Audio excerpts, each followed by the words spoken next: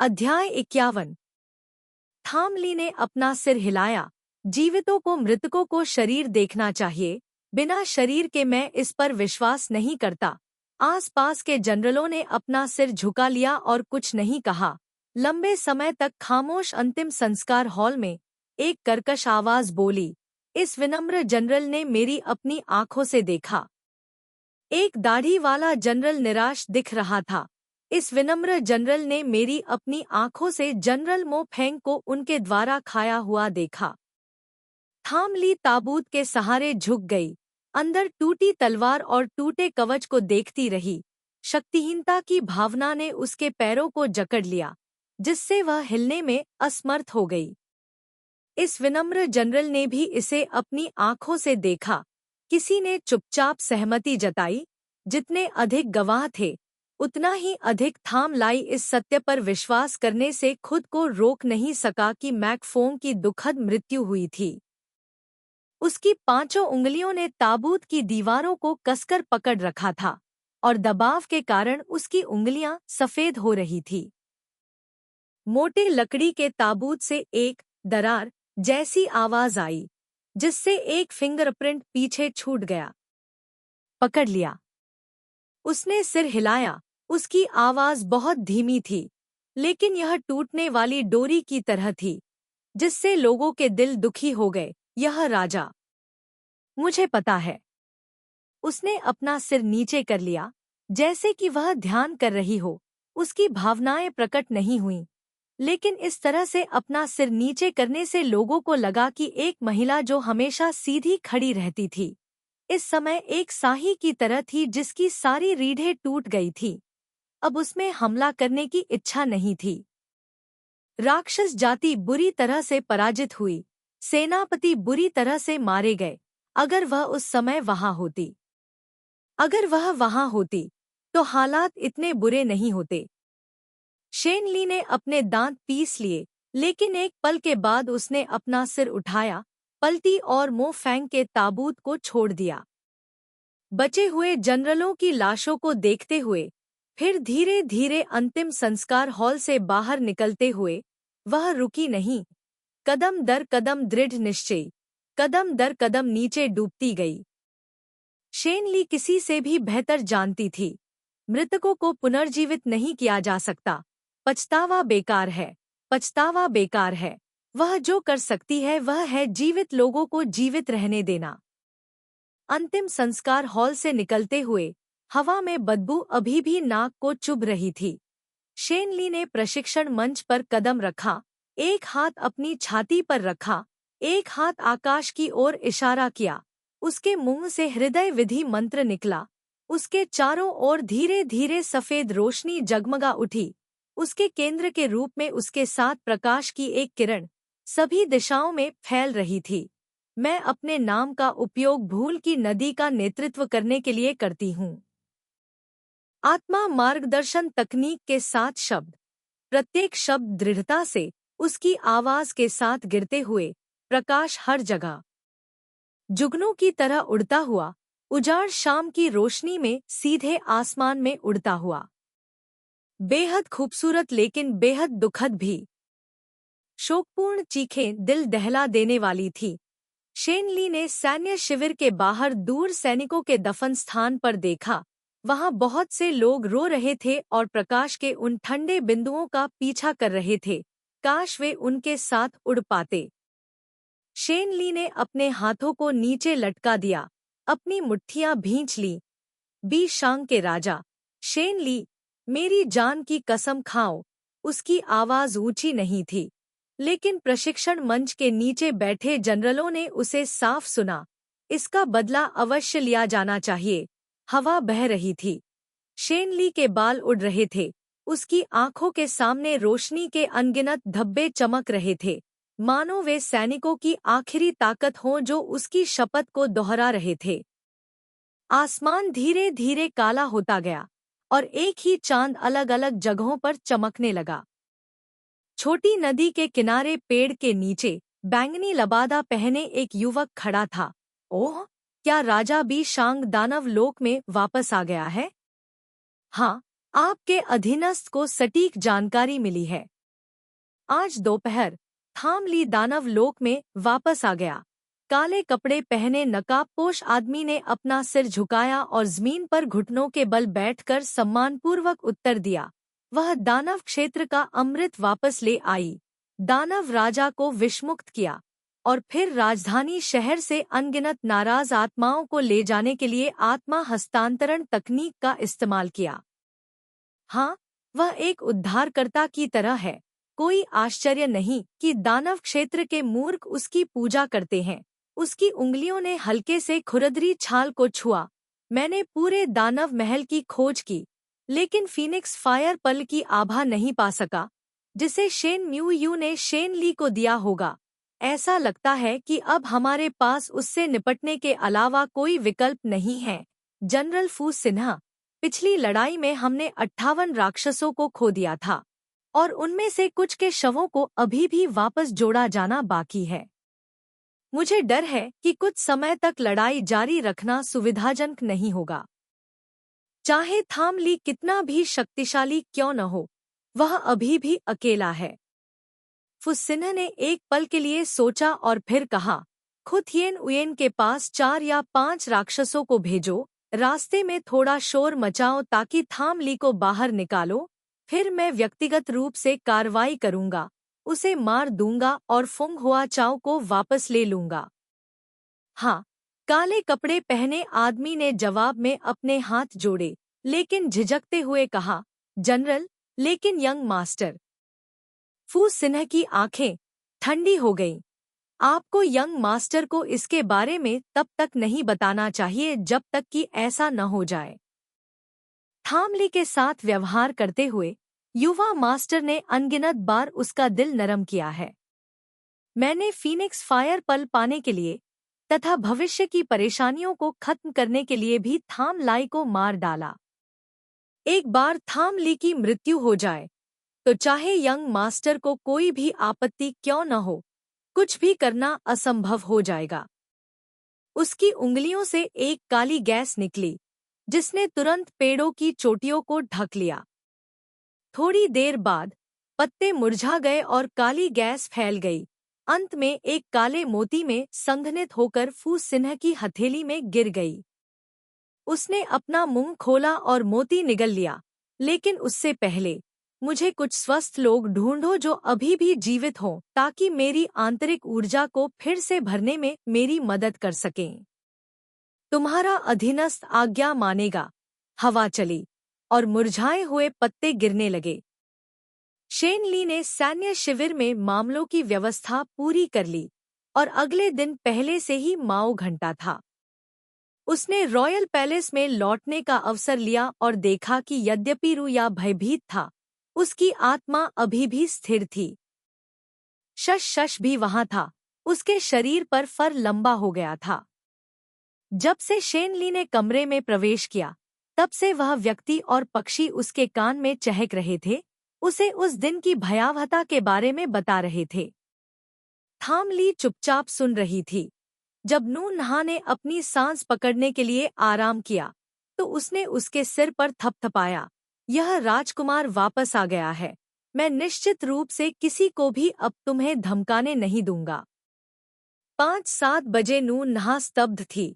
उसका मूल रूप से शोर मचाने वाला मुंह सिकुड़ गया। उसकी लाल आंखें थाम ली को देखकर फूट फूट कर रोने लगी। नू नहा वास्तव में डर गई थी।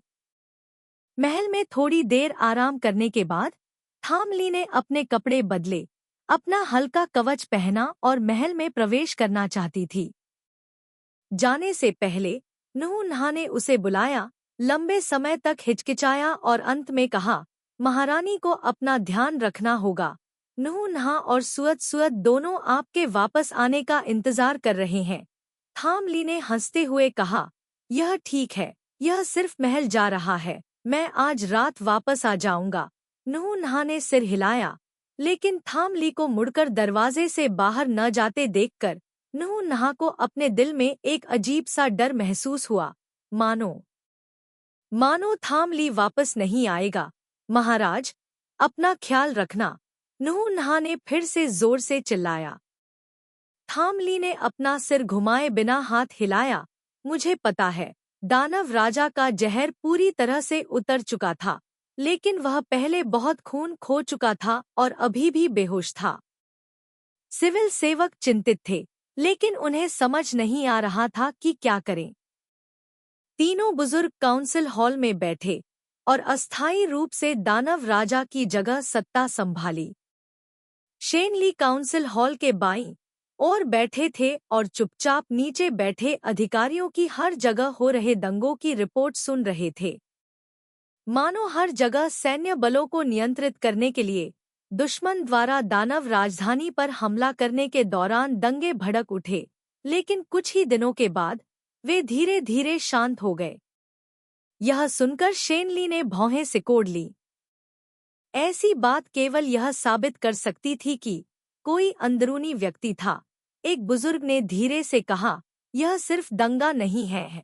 कुछ दिन पहले मैंने दुश्मन के पीछे हटने के रास्ते का अध्ययन किया था।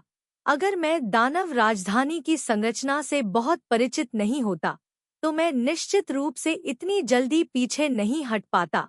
लेकिन इससे भी बुरी बात यह है कि एक ही समय में अलग अलग जगहों पर दंगे हो रहे थे, जो साबित करता है कि हर जगह जासूस थे। जांच करें, शेन ली ने ठंडे स्वर में कहा। ये जासूस न केवल इलाके से परिचित हैं, बल्कि दानव क्षेत्र की सैन्य संरचना से भी परिचित हैं। वे सेना के लोग ही होंगे। इस लड़ाई में जो भी लापता है, जिसका ठिकाना रहस्यमय है, उसके पूरे परिवार को पकड़ो और प्रत्येक व्यक्ति से पूछताछ करो। शेन ली कभी भी नरम दिल वाला व्यक्ति नहीं रहा है। यह आदेश बेहद निर्णायक था, बिना किसी हिचकिचाहट के। रिपोर्ट। महल के बाहर से एक तेज आवाज आई।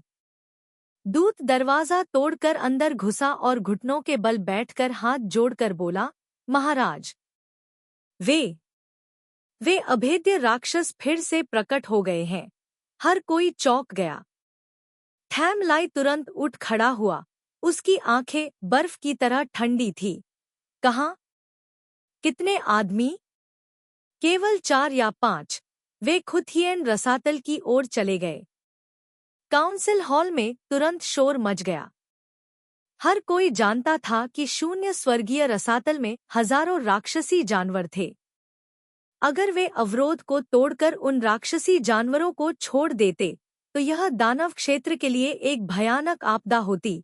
शून्य स्वर्गीय रसातल की बाधा नहीं तोड़ी जाएगी। थाम ली ने कहा, सभी लोग शांत हो जाएं और गुस्सा न करें। थैम लाई ने धीमी आवाज में रिपोर्ट करने आए व्यक्ति से कहा, इस आंदोलन के अलावा क्या उन्होंने कुछ और किया? हाँ, उन्होंने रास्ते में नरसंहार किया। वे जहां से भी गुजरे, कोई भी जीवित नहीं बचा। लानत है। तत्काल ही एक जनरल इसे और अधिक सहन नहीं कर सका और मेज पर जोर से प्रहार करते हुए खड़ा हो गया। आप वास्तव में दानव क्षेत्र का सम्मान नहीं करते हैं। उसने अपने हाथ जोड़े और घुटनों के बल बैठ गया। यह अधीनस्थ लड़ने के लिए भीख मांगता है। अन्य 2 जनरल भी घुटनों के बल बैठ गए। यह तुच्छ जनरल लड़ने के लिए भीख मांगता है। बैठक हॉल में अचानक कोलाहल मच गया। एक सिविल सेवक ने सलाह दी, हम पहले राजधानी में उनका कुछ नहीं कर सके, क्या हम अब जीत सकते हैं? हमें पहले उनके शरीर के बारे में जानना चाहिए, फिर हम जीतने का रास्ता खोज सकते हैं। तो अब हम उन्हें बेलगाम छोड़ देंगे और अत्याचारी व्यवहार करेंगे? भले ही मुझे अपनी जान जोखिम में डालनी पड़े, मैं। चुप रहो। थाम ली ने ठंडे स्वर में चिल्लाकर कहा, हमारे दानव कबीले का सेनापति इतनी आसानी से अपनी जान जोखिम में नहीं डालेगा। यह वाकई हास्यास्पद है। मीटिंग हॉल में फिर से शांति छा गई। थाम ली खड़ा हो गया। उसके शरीर पर हल्के कवच ने हल्की आवाज की, इस बार मैं जाकर देखूंगा कि वे राक्षस कैसे हैं। अध्याय 52। शेन ली को पहले भी इस तरह के राक्षस से लड़ने का अनुभव था, लेकिन उसे नहीं पता था कि क्या ये राक्षस समय के साथ और अधिक शक्तिशाली हो गए हैं। सुरक्षा के लिहाज से शेन ली ने सेना के 3 जनरलों को विशेष रूप से अपने साथ जाने का आदेश दिया। वे सभी ऐसे लोग थे जिन्होंने कुछ दिन पहले उन राक्षसों से लड़ाई की थी और उनके पास दूसरों की तुलना में अधिक अनुभव और ताकत थी। इस बार हम दुश्मन को मारने नहीं बल्कि उन्हें जिंदा पकड़ने जा रहे हैं। अगर हम सिर्फ एक व्यक्ति को ही पकड़ पाते हैं तो हम उन्हें अध्ययन करने और उनके महत्वपूर्ण बिंदुओं को खोजने के लिए वापस दानव राजधानी में लाएंगे ताकि भविष्य में उन पर फिर से हमला न हो सके। जाने से पहले थामली ने उन्हें चेतावनी दी, आपको अपनी ताकत पर काम नहीं करना चाहिए। जनरल दाओ म्यूक ने हंसते हुए कहा, महाराज, क्या आप अब भी सोचते हैं कि हम नए भर्ती हुए हैं? हम जानते हैं कि युद्ध के मैदान में सबसे बुरी बात आवेग में आकर काम करना है। थामली ने सिर हिलाया, सेना में सभी जनरल श्रेष्ठ हैं। हमारा कबीला एक और व्यक्ति को नहीं खो सकता। भावुक होने के बाद उसने कपड़े पहने और चल पड़ी। थामली महल में वापस नहीं लौटी। अभियानों पर जाते समय वह हमेशा हल्का कवच पहनती थी। बादलों पर सवार होकर चारों लोगों को कंपनी द्वारा बाधा नहीं दी गई, इसलिए वे बहुत तेजी से चले गए। कुछ ही देर बाद वे हांग युआन के क्षेत्र में पहुंच गए जहां रिपोर्ट के अनुसार राक्षस बड़े पैमाने पर थे।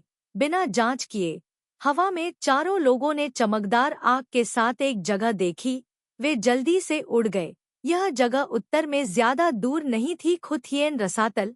वे उन्हें आगे बढ़ने नहीं दे सकते थे।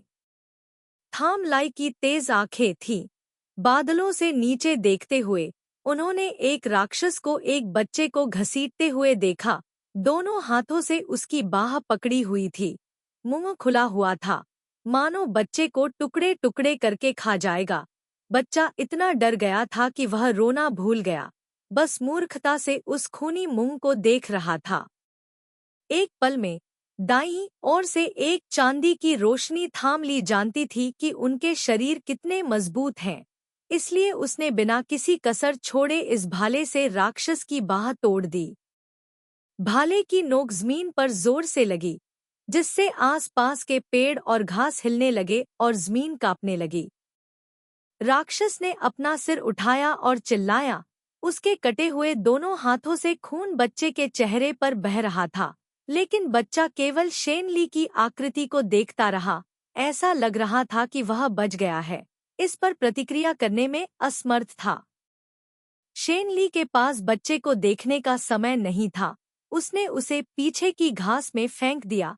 उसने अपना भाला आगे बढ़ाया, राक्षस को प्रतिक्रिया करने का मौका नहीं दिया। शक्तिशाली जादुई शक्ति वाले भाले ने उसके दिल को छेद दिया, लेकिन यह वार अकेले राक्षस को नहीं मार सका। शेन ली उसे मारना भी नहीं चाहता था, बस उसे हिलने डुलने में असमर्थ बनाना था। लेकिन इससे पहले कि वह भाला निकाल पाती, उसने अचानक किसी को हवा में जोर से चिल्लाते हुए सुना, महाराज, सावधान रहें। उसके पीछे एक ताड़ की हवा सीटी बजा रही थी। शेन ली ने हमले से बचने के लिए झुककर भाला निकाला और उसे पार कर दिया। उसके पीछे खड़े व्यक्ति की गर्दन कट गई। खून बहने लगा। एक पल में शेन ली पहले से ही खून से लाल हो चुकी थी। अचानक हवा में लड़ाई की आवाज आई। शेन ली ने अपना सिर उठाकर देखा। हवा में 3 राक्षस 3 जनरलों से लड़ रहे थे। इन लोगों ने किसी समय बादलों की सवारी करने की कला सीखी थी। वे वास्तव में लगातार मजबूत होते जा रहे थे। शेन ली का दिल, जो सदमे में था, अचानक उसके पीछे की आभा को अजीब तरह से हिलता हुआ महसूस हुआ। क्या राजा बिचथुओंग अभी भी ठीक है? कब से? शेन ली ने चांदी के भाले को अपने हाथ में जकड़ लिया। इससे पहले कि वह मुड़ भी पाता, भाले ने पहले ही मार दिया था, लेकिन भाले की नोक कपास काटने जैसी थी। बल पूरी तरह से फैल गया था। शेन ली ने जल्दी से अपना हाथ वापस खींच लिया और चला गया। केवल 10 झांग पीछे हटने के बाद उसने अपना सिर घुमाया और उस व्यक्ति की जांच की जो आया था। उसने हरे रंग के कपड़े पहने हुए थे। उसकी अभिव्यक्ति अपरिवर्तित थी। फू सिन्हा, थाम ली ने ठंडे स्वर में कहा। हाँ, राजा बिचथोंग द्वारा याद किया जाना सचमुच एक आशीर्वाद है। वह जितना विनम्र व्यवहार करता, शेन ली को उतना ही पता चलता कि इस व्यक्ति के पास गहरी साजिश है।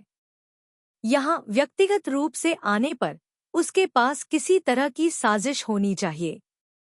उसकी आंखें डूब गईं। वह हवा में सुन सकती थी कि तीनों सेनापति अभी भी राक्षसों से लड़ रहे थे। दानव क्षेत्र की वर्तमान स्थिति के साथ शेन ली को वास्तव में अभी पत्थरों से लड़ने और अधिक हताहत करने की आवश्यकता नहीं थी। लेकिन जैसे ही उसने पीछे हटने का विचार किया, उसने फू शेंग को यह कहते हुए सुना, मैं वास्तव में इसे छिपाने की हिम्मत नहीं करता। इस बार मैं राजा बी कैंग से मिलने आया हूँ, क्योंकि मेरे पास राजा बी कैंग से कुछ लेना है। थाम ली ठंडी हंसी हंसा। इससे पहले कि वह कुछ कह पाता, वह फिर से हंसा और बोला, बेशक, मुझे पता है कि राजा बिचथुओंग निश्चित रूप से सहमत नहीं होगा, इसलिए। अचानक उसके चारों ओर जानलेवा आभा भारी हो गई। उसकी आंखों में ठंडक और भी अधिक हो गई। कृपया अपना जीवन पीछे छोड़ दें। दिवा स्वप्न देखना। इस तरह के स्पष्ट उकसावे ने थाम ली की आंखों में ठंडक और भी बढ़ा दी। दोनों में से किसी ने भी पहले कदम नहीं उठाया था, लेकिन आसपास की हवा धीरे धीरे ठंडी हो गई। उन दोनों के बीच की घास और पेड़ बहुत पहले ही उखड़कर धूल में बदल चुके थे। माहौल तनावपूर्ण होता गया, दोनों तरफ फैल गया। झाड़ियों में सरसराहट की आवाज आई। सूखी टहनियां हवा में हिलने लगी, कभी बाईं तरफ हिलती, कभी दाईं तरफ। लगातार हिलते हुए पत्ते हर जगह उड़ गए। अचानक सूखा पेड़ जोरदार धमाके के साथ दरार हो गया। आह! पेड़ के पीछे छिपा बच्चा दर्द से चीख उठा और 2 मीटर दूर फटी सूखी टहनी से उड़ गया। यह जारी नहीं रह सकता। बच्चे का रोना एक संकेत की तरह था जिसने थाम ली की नसों को उत्तेजित कर दिया। उसने अपने पैरों की उंगलियों का इस्तेमाल करके आगे कदम बढ़ाया, भाले को सिर की तरह इस्तेमाल किया। उसका पूरा शरीर तीर की तरह आगे की ओर उड़ गया। फू शेंग ने चकमा नहीं दिया या टाला नहीं। शेन ली के उसके बगल में हमला करने की प्रतीक्षा कर रहा था। अचानक उसने जमीन पर दबाव डालते हुए एक मजबूत आभा महसूस की। शेन ली के भाले की नोक विक्षेपित हो गई। फू शेंग अचानक झुक गया। उसका हाथ एक पंजे में बदल गया और शेन ली के दिल को पकड़ लिया। लेकिन शेन ली की पीठ के पीछे ऐसा लग रहा था जैसे आंखों की एक अतिरिक्त जोड़ी थी। चांदी का भाला पीछे हट गया। भाले की पूंछ सीधे फू शेंग के हाथ में लगी। यह बहुत कोमल लग रहा था, लेकिन जब यह फू शेंग के हाथ के संपर्क में आया तो उसकी त्वचा पर एक काला जलता हुआ निशान छोड़ गया। पता नहीं कब शेन ली के लाल भाले पर एक अग्नि तत्व का जादू डाला गया, जिससे पूरा चांदी का भाला गर्म हो गया। जिस बच्चे को शेन ली ने बचाया था, उसने उसे चमकती आंखों से देखा। उसकी आंखों में सम्मान और प्रशंसा थी। शेन ली ने अपना हाथ लहराया। होशियार बच्चा उसका मतलब समझ गया। तुरंत एक बिल्ली की तरह दूर भाग गया। थाम ली ने पलटकर छलांग लगाई, भाले को कसकर पकड़ लिया और फुस्सिने से 10 कदम दूर जाकर उतरी। भाला फूल नाच रहा था। उसने कहा, यह आपको लौटाने के लिए एक उपहार है। थाम ली को अभी भी स्वर्गीय क्षेत्र में हुई जलन स्पष्ट रूप से याद है। भाले पर लाल लटकन फू सिन्ह ने अपने जले हुए हाथ को देखा। अचानक अपना सिर पीछे फेंका और जोर से हंसा। दिलचस्प, दिलचस्प। केवल तभी वह मेरा प्रतिद्वंद्वी बनने के योग्य है। जैसे ही उसने बोलना समाप्त किया, बिना रुके, उसका शरीर थोड़ा हिल गया। उसकी हरकतें पहले की तुलना में 10 गुना से कम नहीं थी। वह आगे बढ़ा, बिना चाकू या तलवार के। वह एक पंजे में बदल गया और अपने नंगे हाथों से शेन ली से लड़ने लगा। 2 लोगों के शरीर आपस में उलझ गए, कभी हवा में बदलकर आकाश में एक दूसरे को उलझाते, कभी रोशनी में बदलकर बिना किसी निशान के गायब हो जाते। एक पल में शेन ली ने उसके 700 से अधिक चालों तक लड़ाई की थी। जितना अधिक वह लड़ता, उतना ही शेन ली को अजीब लगता। इस व्यक्ति की चालें कुछ हद तक उसके जैसी थी, लेकिन करीब से जांच करने पर अलग अलग विवरण थे। दोनों अनियंत्रित चालें थीं। मूल रूप से उन्हें बेहद भयंकर होना चाहिए था, लेकिन जिस तरह से उसने उनका इस्तेमाल किया वह कुछ हद तक भयावह और अजीब था, जिससे लोग चौकन्ने हो गए। क्या राजा भी शांग गंभीर है? एक और चाल के साथ दोनों हवा में दोनों तरफ खड़े हो गए। वह अजीब तरह से हंसा। मुझे लगता है कि आपके अधीनस्थ कुछ ज्यादा ही चौकस हैं। यह सुनकर शेन ली ने नीचे देखा और अचानक पाया कि कुछ ही दूरी पर 3 जनरल मूल रूप से केवल 3 राक्षसों से लड़ रहे थे, लेकिन इस समय जिस राक्षस की गर्दन शेन ली ने काट दी थी वह भी शामिल हो गया। 3 के खिलाफ 4 लड़ रहा था, जिससे जनरल जो पहले से ही विरोध करने के लिए संघर्ष कर रहे थे और भी अधिक शक्तिहीन हो गए। इस समय उनमें से 2 स्पष्ट रूप से घायल थे। स्थिति गंभीर थी। थामली उत्सुकता से नीचे झुकी और उस दिशा की ओर बढ़ी, लेकिन फू सिन्ह उसे जाने नहीं दे सका। तुरंत उसका पीछा करते हुए थामली गुस्से में बोला, चले जाओ। आज्ञा न मान पाने के लिए मुझे क्षमा करें। फू सिन्ह ने अपना हाथ उठाया। उसके नाखून उभरे हुए थे। उसकी 5 उंगलियां जकड़ी हुई थी। उसके नाखून चाकू की तरह थेमली के सामने खड़े थे। महाराज मेरे प्रतिद्वंद्वी हैं। जैसे ही उसने यह बात कही, नीचे मौजूद राक्षस ने जनरल दाओ म्यूक के पेट पर मुक्का मारा। जनरल को मुंह से ताजा खून थूकते देख थामली और भी चिंतित हो गया। उसकी आंखें गुस्से से ऊपर उठ गईं और उसका पूरा शरीर हत्या के इरादे से भर गया। मैंने कहा चले जाओ। उसने चांदी का भाला घुमाया। फू शेंग ने रोकने के लिए अपना हाथ उठाया। फू शेंग के नाखून शेन ली की कल्पना से कहीं अधिक सख्त थे। शेन ली का भाला भी फू शेंग की उम्मीदों से परे था। हथियार टकराए। दोनों एक दूसरे के बल से पीछे हट गए। शेन ली ने संकोच नहीं किया और जनरलों की ओर चार्ज करना जारी रखा, लेकिन फू शेंग ने अपने नाखूनों को देखा। उसकी आंखों की रोशनी टिमटिमा गई और आगे का पीछा करना जारी रखा। इस तरफ शेन ली चिल्लाया। भाले की नोक का इस्तेमाल एक राक्षस के सिर को काटने के लिए किया। एक अंतर बनाते हुए जमीन पर उतरे 3 जनरलों की रक्षा की। लाल भाला जमीन में फंस गया। एक चमकदार लाल लौ एक स्क्रीन के रूप में फट गई जो अंदर के 3 जनरलों की रक्षा कर रही थी। जमीन, पीछे हटो। मैं पीछे का हिस्सा ढकता हूँ। आदेश अभी समाप्त हुआ था। तीनों जनरलों ने अभी तक बात नहीं की थी। अचानक देखा कि आग का पर्दा फट गया था। अंदर 5 तेज नाखून चुभ गए थे। 5 उंगलियां खुल गईं। आग का पर्दा टूट गया। थाम लाई ने अपने दांत पीस लिए। उसकी आंखों में लाल रंग गहरा हो गया। भाला आगे की ओर उड़ गया। गर्मी की लहरें लुढ़क गईं। उसने फू सिन्ह को, जो उसका पीछा कर रहा था, कुछ कदम पीछे हटने पर मजबूर कर दिया तथा विचलित होकर चिल्लाने लगी, पीछे हटो। उसे भागने का रास्ता खोजने के लिए पीछे की चिंता करने की जरूरत नहीं थी। तीनों सेनापतियों को भी अब स्थिति समझ में आ गई थी। इस समय सबसे मुश्किल काम उन राक्षसों से नहीं, बल्कि इस हरे कपड़े वाले युवक से निपटना था। वे पहले से ही घायल थे। इस मामले को और आगे बढ़ाने से थामली को ही परेशानी होगी। तीनों ने एक दूसरे को देखा। जैसे ही उन्होंने अर्थ एस्केप तकनीक का जप करना शुरू कर दिया, एक राक्षसी गर्जना ने उन्हें रोक दिया। 2 और राक्षसी लोगों ने झाड़ियों से बाहर निकाला और 3 जनरलों की ओर सीधे आरोप लगाया। अन्य 2 जनरलों ने अभी भी सांस ली थी, लेकिन किसी भी व्यक्ति ने सांस ली थी। दाओ म्यू के पैरों के लिए अपने बछड़े को काटते हुए दाओ म्यू ने अपने दांतों को पीस दिया और दर्द को सहन किया। बड़े चाकू को उसके हाथ में उठाया और नीचे गिरा दिया। राक्षसी आदमी के सिर को काटकर अप्रत्याशित रूप से, जैसे ही वह एक व्यक्ति को समाप्त कर रहा था जो कि हवा में उतर गया था, वहीं उन लोगों द्वारा फाड़ दिया।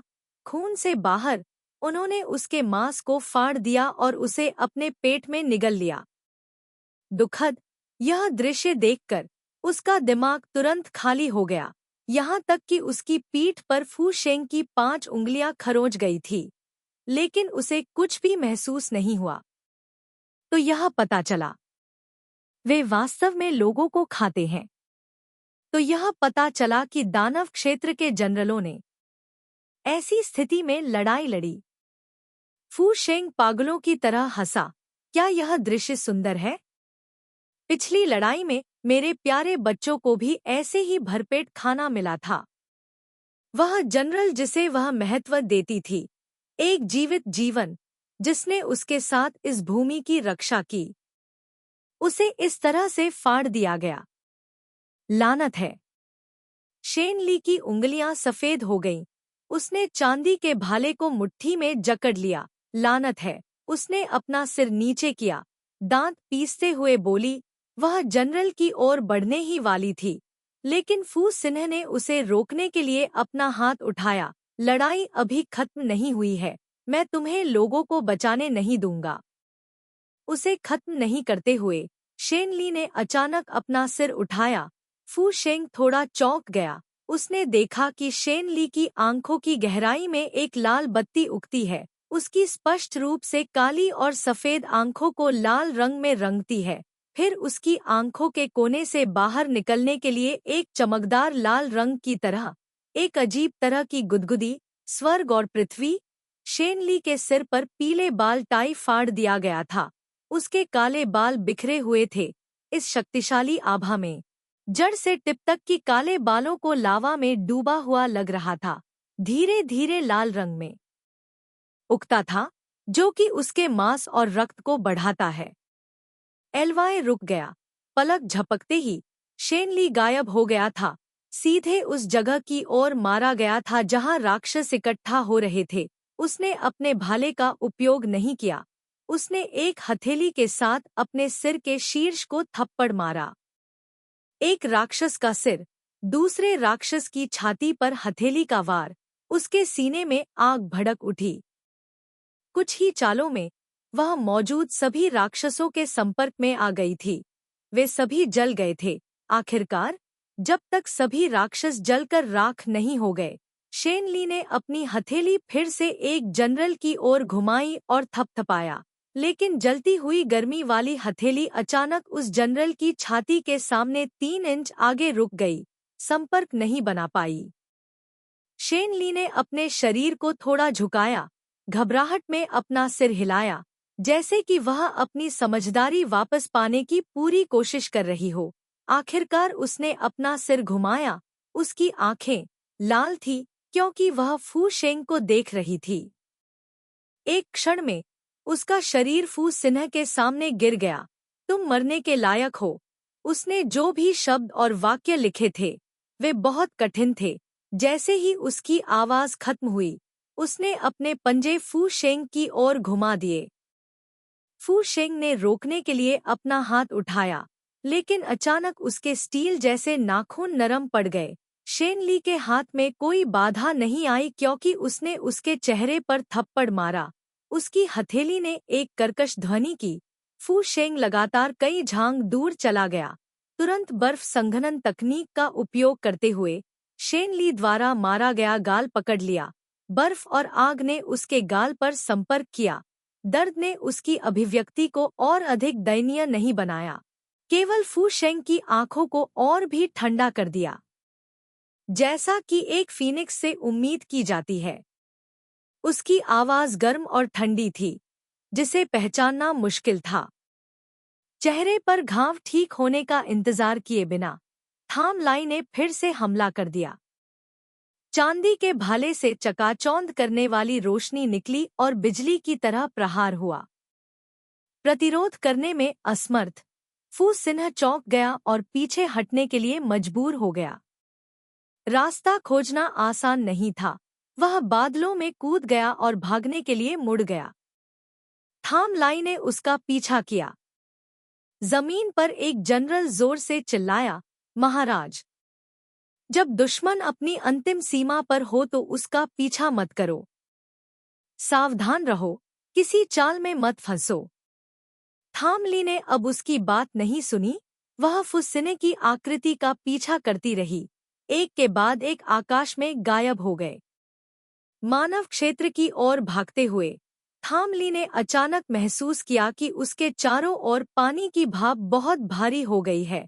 उसने विचलित होकर देखा, फुस्सिना पहले ही समुद्र में भाग गया था। थामली के ध्यान भटकने का फायदा उठाते हुए फुस्सिना ने आकाश को एक संकेत भेजा। कुछ ही देर बाद काले कपड़े पहने कई आदमी उसके पास आ गए। थामलाई ने अपना सिर घुमाया, लाल भाला हवा में तैर रहा था। एक जलती हुई लपट सीधे काले कपड़े पहने लोगों की ओर बढ़ रही थी। दो लोगों को कुछ भी करने का समय नहीं मिला और वे मौके पर ही जलकर राख हो गए। बाकी लोग जल्दी से चकमा देकर चार दिशाओं में बंट गए। उन्होंने बहुत अच्छा सहयोग किया और मंत्र का जाप किया। हवा में नमी तुरंत ठंडी हो गई, बर्फ के छोटे छोटे टुकड़ों में बदल गई, जो थामली के शरीर से कसकर चिपक गए, मानो उसे अंदर से घेरना चाहते हों। शेनली के होठों के कोने अचानक एक अजीब चाप में मुड़ गए। उसका पेट और भी गर्म हो गया। गर्म हवा उसके शरीर में घूम गई, जिससे उसकी त्वचा जलने लगी। बढ़ती गर्मी की लहर ने सभी बर्फ के टुकड़ों को पिघला दिया। काले कपड़े पहने हुए लोग चौंक गए और थोड़ी घबराहट में फू शेंग को देखने लगे। मेरे प्रभु, वाटर फिंगर तकनीक का उस पर कोई असर नहीं हुआ। जल जादू। इन तीन परिचित शब्दों ने शेनली के कान के पर्दों को दर्द कर दिया। एक सफेद आकृति धीरे धीरे उसके अराजक दिमाग में प्रकट हुई। वह उसे आहें भरते हुए सुन रही थी। तुमने खुद को फिर से गड़बड़ कर लिया है। ये लोग वाटर फिंगर तकनीक कैसे जान सकते थे? यह स्पष्ट रूप से एक दिव्य जादू था। थामली थोड़ी विचलित थी। फू सिन्हा ने उसकी व्याकुलता देखी। वह अचानक जोर से चिल्लाया, सभी राक्षसों को यहाँ बुलाओ। जैसे ही ऑर्डर पूरा हुआ, काले कपड़े पहने आदमी ने एक अजीब सा संगीत वाद्य निकाला और एक बार में 3 बार फूंका। दूर से एक चीखने जैसी आवाज आई। फू सिन्हे ने अपना हाथ हिलाया। एक लहर एक तीखे बर्फ के तीर में बदल गई और थामली की ओर चली गई। जानलेवा आभा ने थामली को अचानक होश में ला दिया। उसने न तो चकमा दिया और न ही टाला। उसके चारों ओर की आग फिर से भड़क उठी। एक पल में इसने सभी बर्फ के तीरों को पिघला दिया, यहाँ तक कि फू सिन्ह को भी उसकी हरकतों को स्पष्ट रूप से देखने का समय नहीं मिला, केवल अपनी ठुड्डी को गर्म महसूस किया। थामली ने अपनी शर्ट खींची। मुझे बताओ, तुम चोरों ने फिंगर वाटर तकनीक कैसे सीखी? फू सिन्ह ने हंसते हुए कहा, महाराज, उस देवता के मामलों के बारे में बहुत अधिक चिंता करते हैं। थामली ने उसे ठंडेपन से देखा। उसका हाथ उसकी छाती पर रखा हुआ था। बस थोड़ी सी ताकत से वह उसका दिल जला सकती थी।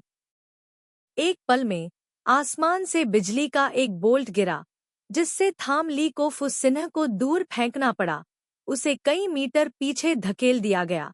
जब उसने अपना सिर घुमाया तो उस दिशा में एक काले बालों वाला, काले कपड़े पहने युवक खड़ा था। उसका चेहरा थामली को बहुत परिचित था। Mac Phong. अध्याय 53। मैक फोंग ने लंबे समय तक थामली को देखा। अंततः अपनी आंखें थोड़ी नीची कर लीं। अपने पीछे फुस्सिन्ह को देखने के लिए अपना सिर झुकाया। उसकी आवाज छोटी लेकिन ठंडी थी। आपको ऐसा करने के लिए किसने कहा? आपका अधीनस्थ दोषी है। लेकिन फू सिन्ह का अपराध स्वीकार करने का कोई इरादा नहीं था। यह सिर्फ इतना है कि बिचथोंग वोंग के शरीर पर कुछ ऐसा था जिसे हमें लेने की जरूरत थी, और मेरे पास इसे लेने के अलावा कोई विकल्प नहीं था। मैंने इसे यंग मास्टर से छुपाया क्योंकि मुझे डर था कि यंग मास्टर अतीत के बारे में सोचेंगे और अनावश्यक दया महसूस करेंगे। भविष्य में परेशानी से बचने के लिए बेहतर होगा कि मैं पहले उससे छुटकारा पालूं। तुम्हें ऐसा करने को किसने कहा? मैकफोंग की आवाज और भी ठंडी हो गई। उसकी भौहों के बीच एक ऐसी महिमा थी जो थाम ली से पहले कभी प्रकट नहीं हुई थी। फू सिन्हा चुप हो गया, अपना सिर झुकाया और कहा, यह तुम्हारा अधीनस्थ था जिसने अपनी मर्जी से काम किया। वह विनम्र दिख रहा था, लेकिन उसकी आंखों में अभी भी कुछ अस्वीकृति थी। लेकिन आज राजा बी शांग को मरना ही होगा। जाओ, मैकफोंग ने बस हल्के से एक शब्द कहा। फू सिन्हा ने अपना सिर उठाया और असंतोष से मैकफोंग को देखा। एक बार फिर दोहराया, आज राजा बिजथुओंग को मरना होगा। मैकफोंग ने धीरे से अपनी आंखें बंद कर लीं। ऐसा लग रहा था जैसे वह धैर्य रखने की कोशिश कर रहा हो। मैंने कहा, जाओ। यह एक आदेश है। यदि ऐसा है तो। फू सिन्हा कुछ दूरी बनाने के लिए पीछे हट गए। कृपया अपने अधीनस्थ को आदेशों की अवहेलना के लिए क्षमा करें। मैकफोंग क्रोधित था।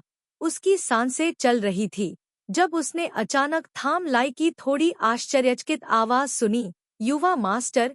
अनजाने में ही उसका हाथ कस गया। उसने अपना सिर घुमाकर थाम ली को देखा। उसकी आंखें लाल थीं। उसके सामान्य रूप से करीने से बंधे बाल अब अस्त व्यस्त और बेडौल हो गए थे, जिससे वह और भी अधिक दुखी हो गई थी। उसके बाल भी चमकीले लाल थे। लाल रंग अभी भी धीरे धीरे फैल रहा था। मो फैंग के होठों का कोना थोड़ा हिल गया और उसने अनजाने में पुकारा, महाराज। युवा मास्टर। शेन ली ने बस उसे खाली भाव से देखा। एक पल के लिए संबोधन के इस रूप को समझने में असमर्थ प्रतीत हुई। उसकी चमकदार लाल आंखों ने दो लोगों की जांच की, फिर अपनी आंखों को सभी दिशाओं में उनके चारों ओर राक्षसों पर घुमाया। उसके दिमाग में कई अराजक टुकड़े, टूटे हुए कवच और तलवारें दिखाई दी। कोई लाश नहीं। सेना में जासूस जो दानव क्षेत्र से परिचित थे। तो यह आप है। वह चौंक गई और समझ गई। मो फैंग ने अपनी आंखें नीची कर ली और कोई जवाब नहीं दिया। शेन ली चुपचाप हवा में खड़ा था। उसकी आवाज शक्तिहीन लग रही थी। अतीत के बारे में सोचते हुए, मुझे अभी भी याद है कि रॉयल कैपिटल में मैंने आपको एक जनरल बनने के लिए चुना था। हम एक दूसरे को 300 सालों से जानते हैं। आप और मैं दर्जनों बार एक साथ युद्ध के मैदान में गए हैं। हमारे बीच जीवन और मृत्यु का रिश्ता रहा है। मुझे आप पर पूरा भरोसा है। मैं आपको एक भाई के रूप में मानता हूँ। शेन ली की आवाज अचानक बंद हो गई। उसकी आभा थोड़ी हिल गई। उसका स्वर बढ़ गया। शेन ली ने सोचा कि क्या वह आपके लिए बुरा नहीं था। दानव राजा आपके लिए बुरा नहीं था। दानव क्षेत्र ने आपको कभी नुकसान नहीं पहुंचाया है। अब आप मेरे लोगों को मारते हैं। इस गद्दारों और देशद्रोहियों के समूह का सेनापति बनो। उसने अपना भाला लहराया और मैकफोंग की ओर इशारा करते हुए कहा, मुझे बताओ, क्या यह मारने लायक है? मैकफोंग चुप था, लेकिन उसके पीछे खड़ा फू सिंह जोर से हंसा। अगर तुम कभी सेना में शामिल नहीं हुए, तो तुम विद्रोह कैसे कर सकते हो? अगर तुम कभी देश में प्रवेश नहीं किए, तो तुम देशद्रोह की बात कैसे कर सकते हो? फू सिन्हा ने अपनी आवाज ऊंची की। मेरे युवा स्वामी कितने महान हैं। अगर दबाव की स्थिति न होती, तो वे अपना सिर कैसे झुका सकते थे और वर्तमान दानव क्षेत्र में अपमान कैसे स्वीकार कर सकते थे? यदि हमें स्वामी के साथ विश्वासघात, सेना के साथ गद्दारी और देश के साथ गद्दारी की चर्चा करनी है, तो वह जिस राक्षस राजा के प्रति वर्तमान में वफादार है, वह वास्तव में एक महान गद्दार है। वे देश के लुटेरे हैं। चुप रहो, मैकफोंग चिल्लाया। अपना सिर उठाकर थाम ली को देखा। महाराज, आपसे इसे छुपाना मेरी गलती है। मुझे पता है कि मेरे पाप गंभीर हैं। यह अक्षम्य है। आपने अपने पापों को स्वीकार कर लिया है, इसलिए आपको मुझे महामहिम कहने का क्या अधिकार है? थाम ली की आवाज बहुत धीमी थी। उसके हाथ में लाल भाला कसकर जकड़ा हुआ था। फू सिन्हा ठंडी हंसी हंसा। युवा स्वामी, अपने आप को छोटा मत समझो। तुमने क्या अपराध किया है? अगर कुछ गलत है तो वो ये बेवकूफ, आँखहीन, वफादार मूर्ख है। फुस्सिनह रुक गया, अपने हाथ जोड़े और मैकफोंग से विनती की, युवा मास्टर, हमने फीनिक्स फायर पल की वजह से माडो पर हमला करने में बहुत प्रयास किया। अब आपके अधीनस्थ ने पुष्टि की है कि फीनिक्स फायर पल थामली पर है। स्वर्ग और पृथ्वी में केवल एक ही मोती है। यदि हम इसे नहीं पकड़ते हैं तो हमारी 100 साल की योजना व्यर्थ हो जाएगी। मुझे उम्मीद है कि युवा मास्टर स्थिति के अनुसार कार्य नहीं करेंगे, बल्कि व्यापक भलाई को प्राथमिकता देंगे। मैकफोंग ने अपनी मुट्ठियां भींच ली और एक बार फिर गो शब्द बोलने के लिए संघर्ष करने लगे। फू सिन का चेहरा ठंडा था, मानो उसने किसी बात पर अपना मन बना लिया हो और अब वह कोई सलाह नहीं देगा। चुपके से बगल की तरफ देखा, एक काले कपड़े वाले आदमी ने देखा और सिर हिलाया। जैसे ही वह आगे बढ़ने वाला था, उसे अचानक अपनी छाती में गर्मी महसूस हुई। पता नहीं कब शेन ली का गर्म चांदी का भाला उसकी छाती में घुस गया। शेन ली ने अपना हाथ हिलाया, काले कपड़े वाले आदमी की लाश को ले जाने वाला लाल भाला उसकी तरफ वापस उड़ गया। उसकी उंगलियों के एक झटके से चांदी के भाले को छेदने वाला काले कपड़े वाला आदमी एक लौ से जलकर राख हो गया। थाम ली की आंखों की लाली और गहरी हो गई, जो उसकी साफ काली पुतलियों को लगभग निगलने लगी थी। यदि तुम इस राजा से कुछ लेना चाहती हो तो पहले अपनी जान दे दो। फू सिन्ह ने भौहें सिकोड़ी, हाथ हिलाया और ऊंची आवाज में आदेश दिया। ऊपर मैकफोंग बोलने ही वाला था कि फू सिन्ह ने उसकी कलाई को जोर से दबाया। उसका स्वर भयावह और अजीब था। क्या युवा मास्टर के दिमाग में अभी भी कोई बड़ी तस्वीर है? मो फैंग ने विराम लिया। ठीक इसी क्षण राक्षसों को एक साथ आगे बढ़ने का आदेश मिला था। हालांकि शेन ली सामान्य से 10 गुना अधिक बहादुर थी, इतने सारे राक्षसों का सामना करना अभी भी नुकसानदेह था। ये राक्षस वास्तव में लापरवाह लोग थे। जब तक उनके स्वामी ने आदेश दिया, भले ही उनकी हड्डियां और मांस कुचल दिए गए हों, वे आदेश को पूरा करने में संकोच नहीं करेंगे। हालांकि शेन ली के चारों ओर एक बहुत ही गर्म आग जल रही थी। राक्षसों ने जलने के दर्द की परवाह नहीं की और अपने शरीर को ढाल के रूप में इस्तेमाल किया। उनमें से 4 ने शेन ली के अंगों को पकड़ने के लिए अलग हो गए, जिससे वह हिलने में असमर्थ हो गई। शेन ली ने उनमें से 4 को जला दिया और 4 और जोड़े, उसकी जादुई शक्ति को खत्म करने के लिए एक पहिएदार युद्ध में लड़ते हुए। धीरे धीरे उसकी शारीरिक शक्ति कम होने लगी, जबकि ध्यान न देते हुए उसे राक्षसों द्वारा समुद्र में खींच लिया गया। फू शेंग ने यह अवसर देखा, उसके हाथों ने मुहरें बनाईं और उसके मुंह ने एक मंत्र का जाप किया। उसके हाथ नीचे की ओर इशारा करते थे। सफेद धुंध संघनित हुई और पानी की सतह को ढक दिया। थाम ली के डूबने के बाद समुद्र का पानी तुरंत बर्फ में जम गया। उसे थाम ली के साथ डूबे राक्षसों की जान की भी परवाह नहीं थी। समुद्र के पानी को धीरे धीरे जमते देख मैकफोंग की पकड़ और मजबूत हो गई। फू सिन्ह ने मैकफोंग की ओर देखा। तब तक प्रतीक्षा करो जब तक कि बर्फ में थम ली की सांस खत्म न हो जाए। जब तुम्हारी अधीनस्थ उसके शरीर से फीनिक्स फायर पल निकाल ले, तो उस शरीर को यंग मास्टर के पास स्मृति चिन्ह के रूप में रखने के लिए छोड़ दो। मैकफोंग बहुत देर तक चुप रहा, मानो कोई बड़ा निश्चय कर रहा हो। उसका स्वर भारी था। उसे जाने दो। मुझे माफ करें कि मुझे आज्ञा पालन करना कठिन लग रहा है। बस थोड़ा और प्रयास और हम सफल हो जाएंगे। मैं अपने अधीनस्थों से अब हार मानने को कैसे कह सकता हूँ? क्या होगा अगर मैं तुम्हें उस व्यक्ति को छोड़ने के लिए मजबूर करूं? वह पूछ नहीं रहा था, बल्कि धमकी दे रहा था। फू सिन्ह चुपचाप मैकफोंग को बहुत देर तक देखता रहा। तो तुम्हें पहले मेरी लाश पर से कदम रखना होगा। इससे पहले कि वह बोलना समाप्त कर पाता, उसने अचानक बर्फ में दरार की आवाज सुनी।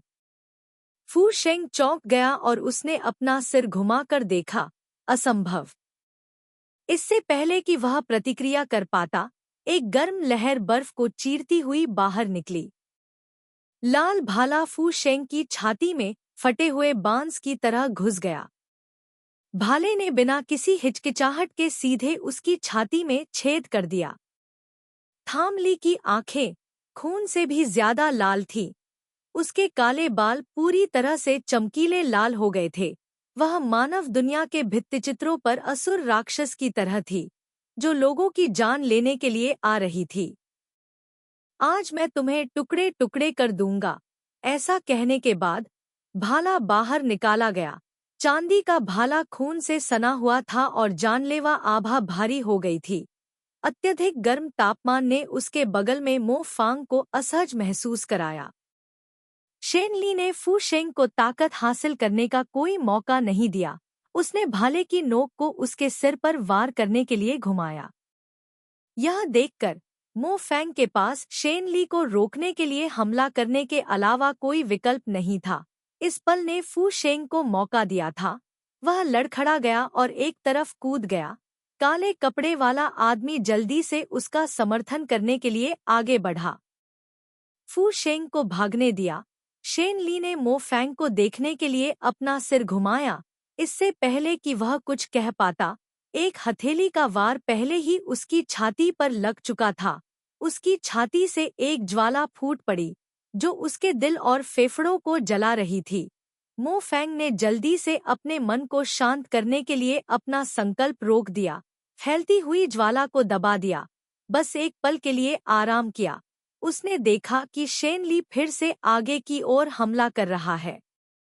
आपको दानव दुनिया के जनरलों को अपने जीवन का भी भुगतान करना होगा। मैकफोम ने पीछे हटते हुए अपने होठों के कोने को कड़वा करते हुए कहा, अगर मैं मर सकता हूँ तो ऐसा ही हो। इस समय थाम लाई अब उसके शब्दों को नहीं सुन सकता था, केवल अपने भाले को आगे बढ़ाता रहा। मो फैंग ने बिना हमला किए सिर्फ बचाव किया। लगातार चकमा देते हुए पलक झपकते ही उसने शेन ली को दूर भगा दिया। फू शेंग की हथेली काली हवा में लिपटी हुई थी। उसने उसे घाव पर दबाया। उसकी आंखें लड़ रहे दो लोगों को ठंडी नजर से देख रही थी और धीमी आवाज में कहा, युवा मास्टर शेन ली को बहकाना चाहता है। आज शेन ली को बिल्कुल भी भागने नहीं दे सकता। तुम सबने युवा मास्टर के पीछे हटने के रास्ते को रोक दिया और तुम सबने दानव को शेन ली को बहकाने का आदेश दिया।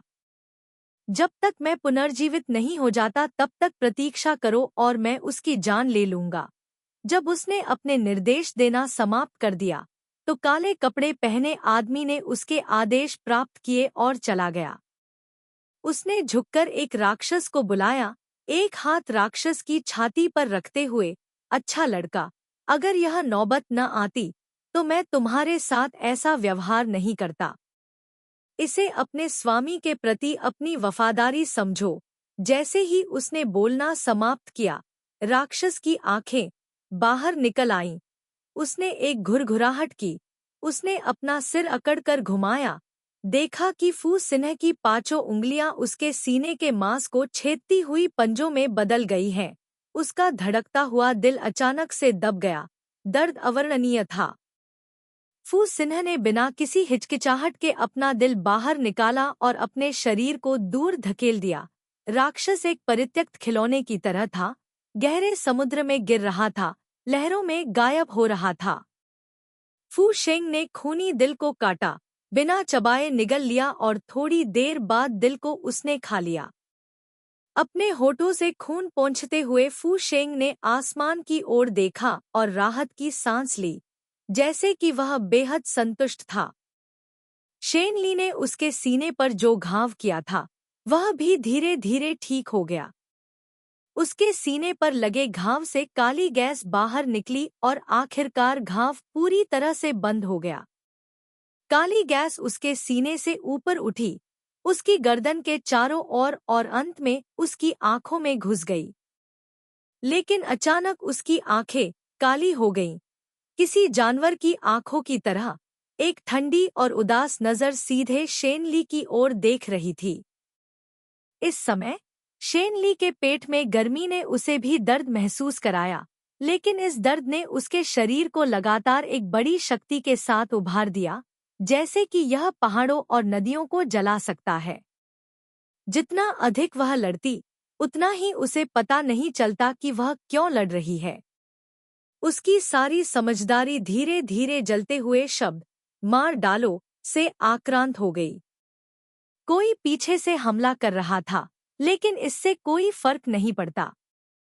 शेन ली जानती थी कि भले ही वह अब कोई फर्क नहीं पड़ता कि वह कितनी बुरी तरह से घायल थी, वह अभी भी लड़ती रह सकती है। निहित रूप से उसके गले में चाकू मारा, उसने जल्दी से चकमा दिया, लेकिन भाले की नोक ने अभी भी उसकी गर्दन को पकड़ लिया। ताजा खून बाहर निकलता है। खून के बीच मो फांग ने शेन ली को एक चकित में देखा। वह वास्तव में उसे मारने के लिए तैयार था। शेन ली ने एक हमला शुरू किया। शेन ली ने अपना सिर नहीं मोड़ लिया, उसके पूरे शरीर से गर्मी की लहरें उठीं। उस दानव को कई मीटर की दूरी पर धकेलते हुए मो फांग कोई अपवाद नहीं था। दूर धकेले जाने पर थाम लाई ने अपना शरीर हिलाया और आगे बढ़ा। एक और भाला उसके हृदय पर सीधा निशाना साधते हुए मारा गया। मैक फोंग ने अपने दांत पीस लिए। उसके हाथ में बैंगनी रोशनी दिखाई दी। उसकी हथेली में बिजली वाली एक लंबी तलवार थी।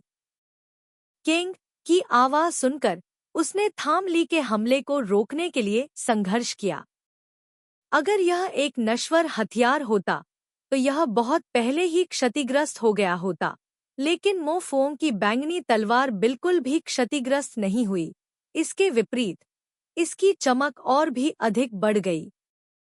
इस समय थाम ली को अब इस बात की परवाह नहीं थी कि दूसरे पक्ष ने कौन सा जादुई हथियार निकाला है। उसने अपना भाला घुमाया और मैक फोंग के सिर पर वार कर दिया। मैक फोंग ने अपनी तलवार को रोकने के लिए उठाया। दो महान शक्तियां आपस में टकरा गईं, जिससे गर्मी की लहर एक उग्र लहर की तरह फूट पड़ी। क्रैक! एक तीखी आवाज। शेन ली के लाल भाले का बैंगनी तलवार से संपर्क जिस जगह हुआ, वह जगह चटक गई। शेन ली की आंखों में लाल रोशनी थोड़ी सी हिल गई। उसने महसूस किया कि उसके हाथ में चांदी के भाले का वजन तेजी से कम हो गया। जानलेवा आभा अचानक गायब हो गई। अगले ही पल सैकड़ों सालों से उसका साथ देने वाला हथियार क्रैक दो टुकड़ों में टूट गया। चांदी के भाले को तोड़ने के बाद बैंगनी तलवार फिर से आगे बढ़ी। शेन ली की गर्दन पर रुक गई। मो फैंग के पास माफी मांगने का समय नहीं था। उसने केवल इतना कहा, महाराज, दक्षिण पूर्व में कोई गार्ड नहीं है। थाम ली वहीं खड़ी रही। उसकी बाहें नीचे लटकी हुई थी। दो टूटे हुए चांदी के भाले के टुकड़े समुद्र की तलहटी में डूब गए थे। उसने मैक फोंग की ओर देखा। इस समय मैं तुम पर और कैसे भरोसा कर सकती हूँ? मैक फोंग ने दांत पीसते हुए कहा, यदि आप मेरी बात पर विश्वास नहीं करते हैं, तो मैक फोंग को अपमानजनक होने के लिए माफ कर दीजिए। उसने इस बात पर ध्यान नहीं दिया कि थाम ली की त्वचा पर आग कितनी गर्म थी और उसने उसकी कलाई पकड़ ली। उसकी मुद्रा ऐसी लग रही थी जैसे वह उसे दूर ले जाना चाहता था। शेन ली उसकी पकड़ से स्तब्ध थी, लेकिन सिर्फ इस पल के लिए। उसे अचानक अपनी पीठ के पीछे ठंड महसूस हुई। उसने अपना सिर नीचे करके देखा। 5 उंगलियां उसकी छाती में घुस गई थी।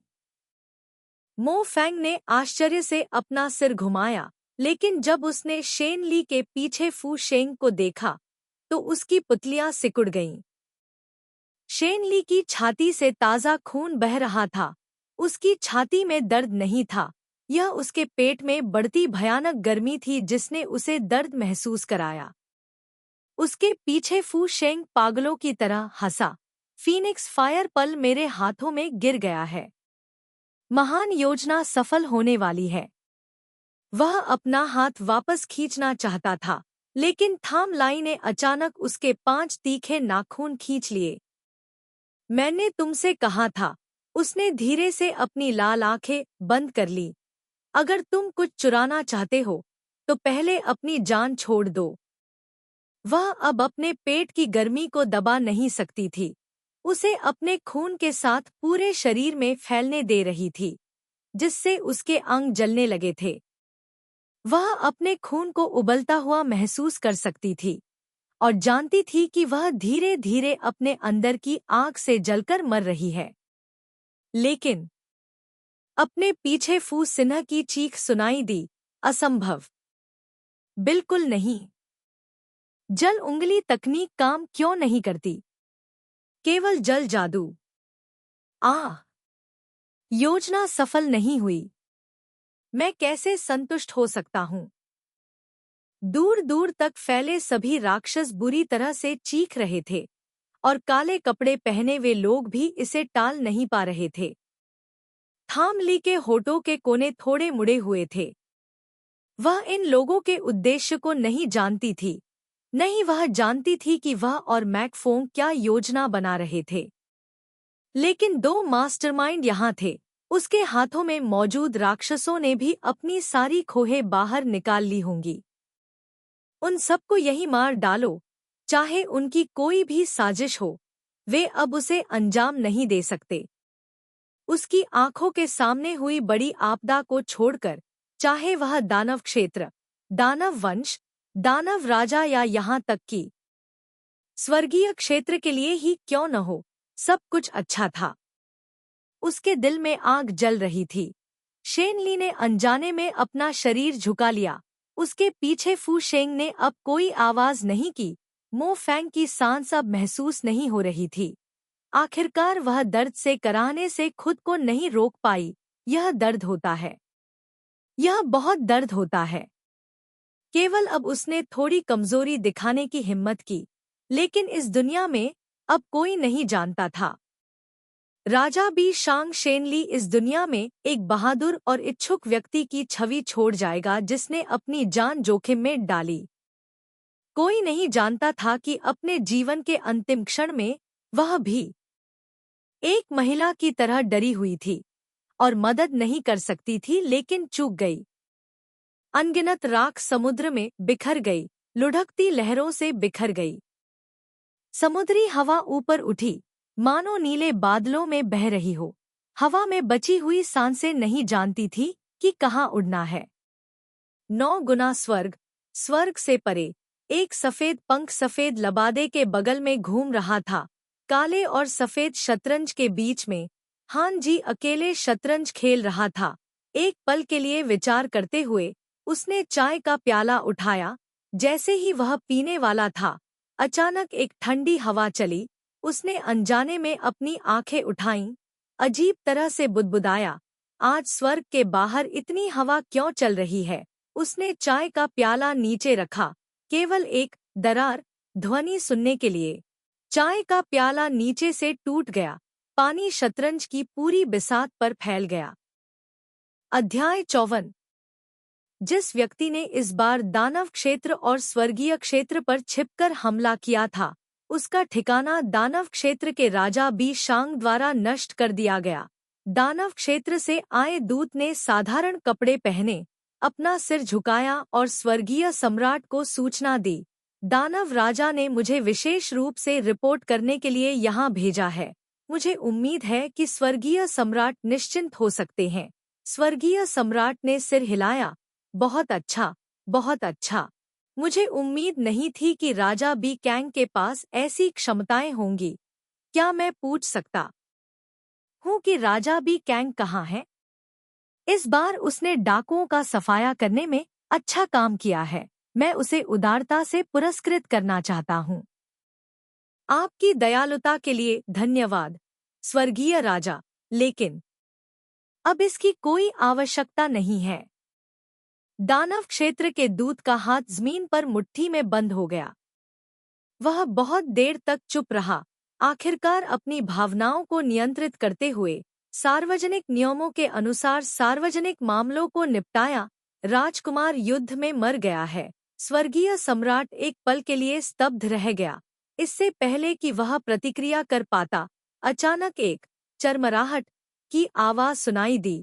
किसी ने बिना बताए स्वर्गीय क्षेत्र के परिषद हॉल का दरवाजा खोल दिया था। पीछे की रोशनी में सफेद लबादा पहने व्यक्ति दरवाजे पर खड़ा था। अंदर मौजूद व्यक्ति उसके चेहरे के भाव को साफ साफ नहीं देख पाया, लेकिन उसे बस इतना ही दिखाई दिया कि वह बहुत देर से वहां खड़ा था, मानो वह बेसुध था, मानो वह मूर्ख था।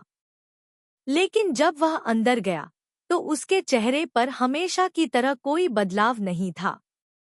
दिव्य राजा यहाँ क्यों है? स्वर्गीय सम्राट ने उसका स्वागत किया। जिंगजी ने स्वर्गीय सम्राट के शब्दों को नहीं सुना, केवल दानव रियलम के दूत को देखते हुए और पूछा, अभी तुमने किसने कहा था? बकवास। इस तरह की खबर को सत्यापित नहीं किया गया है। यह कैसे रिपोर्ट किया जा सकता है? अभिव्यक्ति ठंडी हो गई। देवताओं के सामने कसम मत खाओ, यह सच हो जाएगा। कमरे में अचानक बहुत शांति छा गई। ऐसा लगा जैसे सबकी हल्की सांसें सुनाई दे रही हों, लेकिन सिर्फ हान ची की तरफ से हल्की सी भी आवाज नहीं आ रही थी, मानो उसका दिल भी धड़कना बंद हो गया हो। शरीर कहाँ है? उन्होंने बोला। उन्होंने आखिरकार विश्वास किया। अब है। उनके दिल में उन्हें पता नहीं था कि किस तरह की भावना गुजर रही थी। दर्द इतना महान था कि खून बाहर निकल रहा था, लेकिन एक अदृश्य बल घाव को निचोड़ रहा था। रक्तस्राव को रोककर जिंग की अभिव्यक्ति सामान्य थी। उस राजा बाय कैनक की मृत्यु मानव दायरे में लड़ाई में हुई थी। मुझे लगता है कि पहले एक भयंकर लड़ाई हुई होगी। किंग बाय कैनक बहुत शक्तिशाली था। मुझे डर है कि वह खतरे में है। मानव क्षेत्र को नुकसान पहुंचाने के कारण मैं जांच करने के लिए निचले क्षेत्र में जाना चाहता हूं। मुझे आश्चर्य है कि स्वर्गीय राजा क्या सोचते हैं। चूंकि हान ची ने ऐसा कहा था, इसलिए मना करने का कोई रास्ता नहीं था। स्वर्गीय सम्राट ने सिर हिलाया। यदि ऐसा है, तो क्या दिव्य राजा को मेरी आवश्यकता है कि मैं आपके लिए कुछ सहायक चुनूं? कोई जरूरत नहीं है, वे चीजों को बर्बाद कर देंगे। हालांकि हान ची अक्सर ऐसी बातें कहता था जिससे स्वर्गीय सम्राट शर्मिंदा हो जाता था। वह कभी इतना बेबाक नहीं हुआ था। स्वर्गीय सम्राट ने कुछ बार खांसते हुए कहा, यदि ऐसा है, तो दिव्य भगवान दुनिया से बहुत करीब से जुड़े हुए हैं। कृपया अपना ख्याल रखें। हान ची पीछे मुड़कर दरवाजे से बाहर जाना चाहता था, लेकिन दानव क्षेत्र से आए दूत ने उसे आवाज लगाई, दिव्य भगवान, धीरे चलो। उस समय वहां मौजूद जनरल ने कहा कि उन्होंने दुश्मन को चिल्लाते हुए सुना था कि वे फिंगर वाटर तकनीक का इस्तेमाल करें। लेकिन जहां तक मैं जानता हूं, स्वर्ग और पृथ्वी पर केवल हान ची का देवता ही इस तकनीक को जानता है। ऐसा नहीं है कि मुझे दिव्य राजा पर संदेह है। बात सिर्फ इतनी है कि जल जादू। हान ची ने अपना सिर झुकाया और दानव दुनिया के दूत की ओर देखा। वे जो उपयोग कर रहे हैं, वह निश्चित रूप से फिंगर वाटर तकनीक नहीं है। यह कहने के बाद, बिना किसी और स्पष्टीकरण के, वह मुड़ा और चला गया। निचले क्षेत्र की ओर जाते हुए हान ची ने खुद से सोचा। अभी कुछ समय पहले तक वह यह सोच रहा था कि थाम ली एक उपद्रव बन जाएगी, उसका गायब हो जाना बेहतर होगा। लेकिन उसने कभी नहीं सोचा था कि वह वास्तव में इतनी आसानी से गायब हो जाएगी, और भी अधिक कभी नहीं सोचा था कि उसके वास्तव में गायब हो जाने के बाद उसका दिल इतना खाली और भ्रमित हो जाएगा। तुओंग वान ने उसके पैरों के नीचे कदम रखा और जल्द ही मानव क्षेत्र में पहुंच गया। स्वर्ग का सम्राट सही था। वह एक देवता था। उसका शरीर संसार से बंधा हुआ था। यह जीवन बहुत पहले ही उसका नहीं था। उसे तीनों लोकों के जीवों की रक्षा करनी थी। उसे सबसे पहले महान भलाई को ध्यान में रखना था। उसके पास बहुत सारे नहीं और नहीं कर सकते थे। समुद्र के ऊपर बादल कम थे। हवा बह रही थी। यह भारी बारिश आने से पहले का संकेत था। हान ची पूर्वी समुद्र पर खड़ा था, चुपचाप नीचे की ऊंची लहरों को देख रहा था। अपने सिर के ऊपर गड़गड़ाहट और बिजली की आवाज सुन रहा था, लेकिन उसके लिए दुनिया बेहद शांत थी। थाम ली। उन्होंने धीरे से बाहर बुलाया, इस नाम का उच्चारण करते हुए। घाव जो उसके दिल में कसकर जकड़ गया था, ऐसा लगा जैसे उसे फिर से खुला हो रहा था। ठंडी हवा उसकी हड्डियों में घुस गई थी। वह चारों ओर देखा, एक आकृति को ढूंढना चाहता था, लेकिन समुद्र के साथ साथ वह गड़गड़ाहट के साथ साथ गड़गड़ाहट थी, जो कि बहुत ही कम बारिश थी। हाय का शरीर, एक भगवान का शरीर गरज के एक छोटे से बोल्ट से डरता नहीं था, लेकिन जिस क्षण में प्रकाश को चौरसाई किया गया था, अस्पष्ट गड़गड़ाहट के बाद, उसने अचानक एक विशाल लहरों में संघर्ष करते हुए एक आकृति को देखा। वह बाहर पहुंची। हान। जी। वह कुछ भी नहीं था, जो कि उसके नीचे की ओर धकेलती थी। पकड़ो, लेकिन वह केवल अपनी उंगलियों से बहने वाले समुद्र के पानी को पकड़ सकता था। यह एक भ्रम था। जी के शरीर पर विशाल लहरें दुर्घटनाग्रस्त हो गईं। वह बस अपने खाली हाथ पर खाली घूरता था, जिससे लहरों को दफनाया जाता था। दफन लहरों में वह गड़गड़ाहट नहीं सुन सकता था, लेकिन बिजली की हर चमक आसमान को चीरती हुई चाकू की तरह थी, जो उसके दिमाग में शेन ली की सारी यादें खोद रही थी। वे दुखद और सुखद दृश्य उसे पीड़ा देने वाले चाकू की तरह थे। प्रत्येक चाकू ने उसके दिल में अनगिनत छेद किए, जिससे ताज़ा खून बह रहा था। उसकी घबराहट और उसे निचोड़ने और उसका दम घोंटने की इच्छा के बावजूद खून अभी भी दरारों से बह रहा था। फिर उस टूटे हुए चाय के प्याले की तरह यह उसके दिल को भिगो गया, जिससे वह समझ नहीं पाया कि क्या करे, उसे वापस कैसे ले। शेन ली। वह वास्तव में सक्षम थी। वह भ्रमित था और उसे याद आया कि कुछ समय पहले शेन ली ने उसे चिढ़ाते हुए कहा था कि उससे मिलने के बाद से वह लगातार गंभीर रूप से घायल हो रही थी और जल्द ही या बाद में वह उसे मार देगा। उन्होंने क्या जवाब दिया? ऐसा लगता है कि उसने कहा था, वह उसके लिए अपनी जान भी दे सकता है। क्या थाम ली उससे अपना वादा पूरा करवाने की कोशिश कर रही है? हान ची के होठों के कोने पर अचानक एक हल्की मुस्कान उभर आई। लहर के गुजर जाने के बाद जिंगजी का पूरा शरीर भीग गया। उसने अपनी बाह हिलाई, उसकी उंगलियां हल्के से आने वाली लहर को छू गईं। सफेद रोशनी चमक उठी। आसमान में जमा काले बादल और भी कम हो गए, नमी और भी कम हो गई। जिंगजी ने अपने होठों को थोड़ा मोड़ा, धीरे से ख्वांग शब्द बोला। समुद्र और आकाश एक बेहद ठंडी रोशनी से बह गए। एक पल में 1000 मील की समुद्री सतह बर्फ में जम गई। ख्वांग, विस्तार करें। जिंगजी लहर पर खड़ा था, लेकिन इस समय उसके पैरों के नीचे पहले से ही नीले पत्थर जैसी सख्त बर्फ की सतह थी। लहर ने अभी भी अपना आकार बनाए रखा, लेकिन अब आगे नहीं बढ़ी। हवा में काले बादल छंट गए, बारिश की बूंदें बर्फ में बदल गईं, गिरते समय सरसराहट करती हुई, हर जगह लुढ़कती हुई। समुद्र और आकाश के बीच अब कोई आवाज नहीं थी। ऐसा लग रहा था जैसे सब कुछ शांत हो गया हो। जिंगजी चुपचाप बर्फ पर चला गया। प्रत्येक कदम के साथ एक सुनहरी रोशनी चमकती हुई कई मीटर दूर तक फैल गई। वह किसी चीज की खोज कर रहा था, केवल अपने नक्शेकदम पर ध्यान दे रहा था। उसके सामने कोई अपना रास्ता अवरुद्ध कर रहा था। हन ची ने उसे देखने के लिए अपना सिर उठाया। क्या बात है? आईपीएस पीला था। यू लैन ने उसकी आंखें नीचे कर दी और धीरे से कहा, दिव्य भगवान, अपने दुहक को वापस पकड़ो। देवताओं को हिलाया नहीं जा सकता। वे मूल रूप से दुहक रहित लोग हैं। अगर दुहक नहीं है तो दुहक को दबाने के बारे में क्या कहना है? हान ची ने दूर के अंतहीन समुद्र को देखा और हंसा। क्या यह इतना स्पष्ट है? यू लैन ने अपना सिर नीचे कर लिया और जवाब देने की हिम्मत नहीं की। हान ची ने कुछ और कदम आगे बढ़ाए।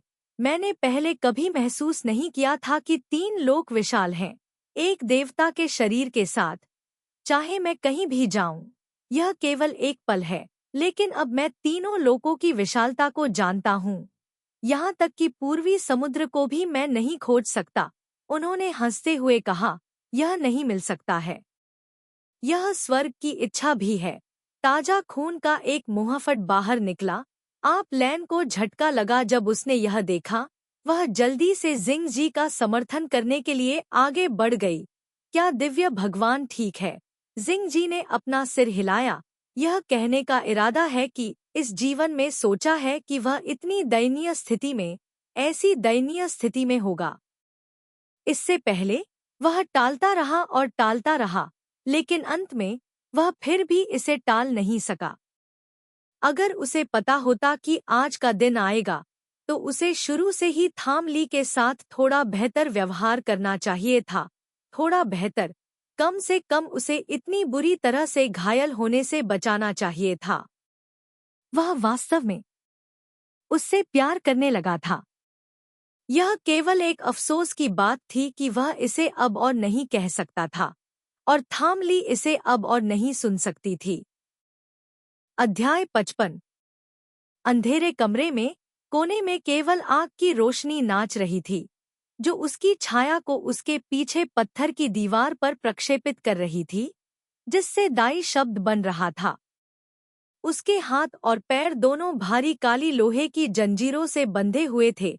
उसकी कलाइयों और टखनों को जकड़ा गया था, लेकिन बेड़ियों से नहीं, बल्कि एक मोटी लोहे की कील से जो उसकी हड्डियों में चुभ गई थी। बस हल्का सा हिलने से घाव खिंच जाता था। दर्द उसके दिल तक पहुंच गया था, लेकिन बिना हिले डुले भी उसके शरीर के वजन के कारण उसकी कलाइयों को सहना मुश्किल हो गया था। जोड़ सूज गए थे। घाव के आसपास का क्षेत्र जहां लोहे की कील ठोकी गई थी, पहले से ही काला और सड़ा हुआ था, जिससे लोग करीब से देखना नहीं चाहते थे। इस समय लटका हुआ व्यक्ति मृत लग रहा था। अब उसकी सांसें नहीं चल रही थी, लेकिन उसके सामने बैठा व्यक्ति जानता था कि बस एक पल में यह महिला फिर से जाग जाएगी। उसकी जीवन शक्ति हमेशा इतनी मजबूत थी कि यह देखकर लोगों को आश्चर्य होता था। खांसी, खांसी, खांसी। सोचते सोचते सामने बैठी महिला अचानक जोर से खांसने लगी। खांसते खांसते मानो उसका दिल और फेफड़े फट गए हों। मानो वह अपने अंदरूनी अंगों को उल्टी करके बाहर निकालना चाहती हो। उसकी आवाज सुनकर बाहर खड़े पहरेदारों में हड़कंप मच गया। बस कुछ चीखें ही सुनाई दी। अरे, वह राजा बी शांग फिर से जाग गया है। जाओ और भगवान को आने की सूचना दो। इस बार तुम्हारी बारी है। इस बार भगवान के पुनरुत्थान में पहले की तुलना में अधिक समय लगा। पिछले कुछ दिनों से उनका शरीर ठीक नहीं है। उनका स्वभाव बहुत अच्छा नहीं है। मैं लगातार 2 बार जा चुका हूँ। पिछली बार मैं लगभग अपना सिर खो बैठा था। इस बार चाहे तुम कुछ भी कहो, तुम्हारी बारी है। टस्क। ठीक है, ठीक है, दरवाजे की रखवाली करो। बाहर सन्नाटा था। उसने लोहे की सलाखों की 2 परतों के पार महिला को देखा और बुदबुदाया, तुम क्या कबूल नहीं कर सकती? वे तुम्हें हर दिन पीटते हैं। अगर तुम्हें दर्द से डर नहीं लगता, तो मैं इस दृश्य से घृणा करता हूँ। मुझे यह जानकर राहत मिली कि जो व्यक्ति मेरे साथ मुसीबत में पड़ा, वह खुश नहीं है। दूसरे पक्ष की कर्कश आवाज ने बेई शियाओयान के मुंह के कोने को हिला दिया, और उसने असंतोष में कहा, राजकुमार बी शांग शेनली, क्या आप आज बहरे नहीं हैं? आपकी आवाज भी ठीक है। ऐसे खूबसूरत दिन की शुरुआत करना आसान नहीं है। क्या आप थोड़ा और अच्छे से नहीं बोल सकते? शेनली ने अपना सिर नीचे किया और ठंडी हंसी हंसी। इस नारकीय जगह की शुरुआत चाहे जैसे भी हो, यह एक खूबसूरत जगह नहीं है। इसके अलावा मुझे उम्मीद है कि मैं हर दिन अपनी सभी 5 इंद्रियों को खो दूंगी। बेई शियाओयान झुकी, चुपके से शेनली की बालों से ढकी आंखों में देखा और कहा, सौभाग्य से आज आपकी आंखें नहीं देख सकती हैं। आपकी गंध की भावना के बारे में क्या? आपकी स्पर्श की भावना के बारे में क्या? जब तक स्पर्श की कोई भावना नहीं है, तब तक तुम आज बेहतर महसूस करोगे। तुम्हारे लिए धन्यवाद। आज तुम्हारी 5 इंद्रियों में से 3 ठीक हो गई है और केवल स्पर्श की भावना है। बेई शियाओयान कांप उठी, अपने पैरों को गले लगाया और दीवार के कोने में सिमट गई। तो तुम्हें यह सहना होगा। मैं नहीं चाहती कि तुम बुरी तरह चिल्लाओ क्योंकि मांस और खून बाहर निकल रहे हैं। मैं मरने से डर जाऊंगी। शेन ली ने अपने होठों को सिकोड़ लिया और कुछ और नहीं कहा। शेन ली को ठीक से पता नहीं था कि उस लड़ाई को कितने समय हो गए थे। उसने केवल अस्पष्ट रूप से बेई शियाओयान को यह कहते हुए सुना, अब 3 महीने हो गए होंगे। 3 महीने? अगर यह मानव क्षेत्र में था तो यह ठीक होगा। अगर यह स्वर्गीय क्षेत्र में था या दानव क्षेत्र में, मुझे डर है कि बाहरी दुनिया एक गड़बड़ में बदल गई होगी। स्वर्गीय बाहरी स्वर्ग से जी को कुछ भावनाएं भी हैं। यह नहीं पता था कि जब वह यहाँ कैद थी, उस दिन की आग आखिरी दृश्य थी जिसे उसे याद किया गया था। जब वह जाग गई तो उसे यहाँ पकड़ लिया गया था। इसके अलावा उसका शरीर पहले से बहुत अलग था। उसका शरीर खाली था। चाहे वह अपनी जादुई शक्ति को कैसे भी जुटाए, सांस का एक निशान भी नहीं था। जैसे कि वह एक नश्वर थी जिसने कभी साधना नहीं की थी। लेकिन उसका मांस पहले की तुलना में बहुत कठोर था और यह हमेशा एक अत्यंत गर्म तापमान उत्सर्जित करता था, जैसे कि यह जल रहा हो। हालांकि वह इसे महसूस नहीं कर सकती थी। लेकिन जब बेई शियाओयान मुक्त होता था तो वह अक्सर उसके ऊपर मिट्टी के कुछ टुकड़े फेंकता था। जब तक यह उसके शरीर को छूता, कुछ भी जलता नहीं था, रेत में विघटित हो जाता था। इसलिए उसे बेहद ठंडे काले लोहे का उपयोग करना पड़ा। केवल यही चीज उसके शरीर में आग को दबा सकती थी। लेकिन अगर शेन ली इस जगह से भागना चाहती थी तो केवल अपने कठोर और गर्म मांस पर भरोसा करना पर्याप्त नहीं था। जादुई शक्ति के बिना उसे एक भी कदम उठाने में कठिनाई होगी। लेकिन इससे भी अधिक परेशानी वाली बात यह थी कि उसकी 5 इंद्रियां, दृष्टि, गंध, श्रवण, स्पर्श, स्वाद और साथ ही उसकी स्वर रज्जु, हर दिन कुछ इंद्रियां अजीब तरह से गायब हो जाती थी। कभी कभी वह आज नहीं देख पाती थी, कभी कभी वह कल सुन या बोल नहीं पाती थी, लेकिन कभी कभी आज की तरह 2 इंद्रियां गायब हो गईं, 3 इंद्रियां प्रकट हुईं। हर दिन परिवर्तन उसे और अधिक परेशान कर रहे थे। लेकिन कोई बात नहीं, वह अभी भी इस पिंजरे में थी। वह हिल नहीं सकती थी। उसके लिए इंद्रियां अब पहले जितनी महत्वपूर्ण नहीं थी। पहले कुछ दिनों के बाद थामली को इसकी आदत हो गई। कभी कभी जब उसे कोड़े मारे जाते थे और कबूल करने के लिए मजबूर किया जाता था, तो शेन ली को भी भाग्यशाली महसूस होता था कि वह कभी कभी अपनी स्पर्श की भावना खो देती थी। कोई दर्द नहीं होता था और उसकी त्वचा दृढ़ थी, जिससे वह वास्तव में काफी सहज महसूस करती थी। दूसरे पक्ष को उसे पीड़ा देने के लिए अपनी पूरी ताकत का उपयोग करते हुए देखकर, लेकिन उसे कुछ भी महसूस नहीं हुआ।